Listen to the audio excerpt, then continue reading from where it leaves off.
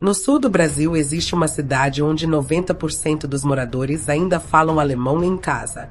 Não o alemão moderno de Berlim, mas um dialeto do século XIX, quase extinto na própria Alemanha. As casas têm fachada de enxaimel, e as padarias vendem cuca e pão de centeio. E, de tempos em tempos, alguém encontra uma suástica pintada no fundo de uma piscina ou pendurada na parede de uma casa antiga.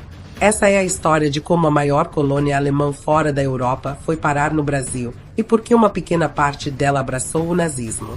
A história começa em 1824, muito antes de existir uma Alemanha unificada. Famílias de camponeses pomeranos, embaladas pela promessa de terra própria, cruzaram o Atlântico rumo ao sul do Brasil. A onda cresceu ao longo do século XIX e teve um pico entre 1848 e 1939, com um salto expressivo logo após a Primeira Guerra Mundial, quando a crise na República de Weimar empurrou milhares de alemães para fora do país. Cidades como Blumenau, Pomerode, Joinville e Novo Hamburgo nasceram assim, colônias fechadas, isoladas geograficamente por serras e rios, onde os imigrantes recriaram a vida que deixaram para trás. Em Santa Catarina, cerca de metade de todos os imigrantes que chegaram eram alemães ou austríacos. O resultado, um século depois, é surpreendente. Cidades brasileiras onde o dialeto pomerano sobrevive com mais pureza do que na própria região de origem, na Alemanha. Nos anos 1930, o Partido Nazista Alemão passou a fazer propaganda ativa entre as comunidades de imigrantes no exterior. E o sul do Brasil, com sua alta concentração de Volksdeutsche, alemães étnicos, virou alvo natural. Surgiu até um jornal de língua alemã, o Deutscher Morgen, que se autoproclamava o órgão oficial do Partido Nazista no Brasil. Mas é importante frear um estereótipo comum. A maioria da comunidade alemã no Brasil não aderiu ao nazismo. Em 1939, havia cerca de 87 mil imigrantes alemães registrados no país e menos de 5% deles, algo como 2.822 pessoas, eram de fato filiados ao Partido Nazista.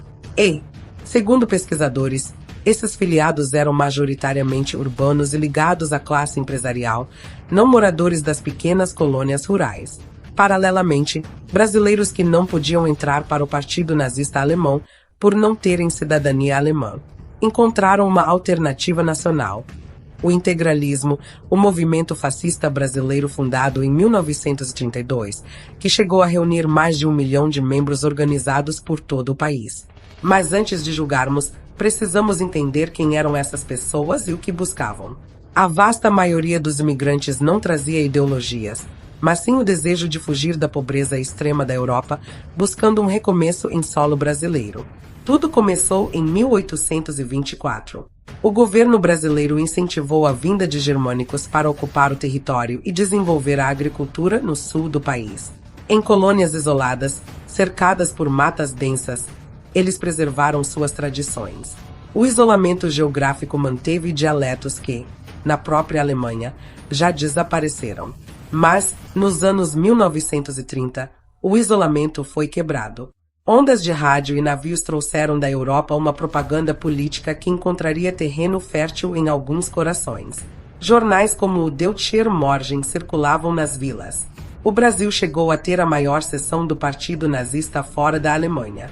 Havia uma linha tênue entre o orgulho cultural pela pátria-mãe e a militância política extremista, criando tensões que dividiram famílias inteiras.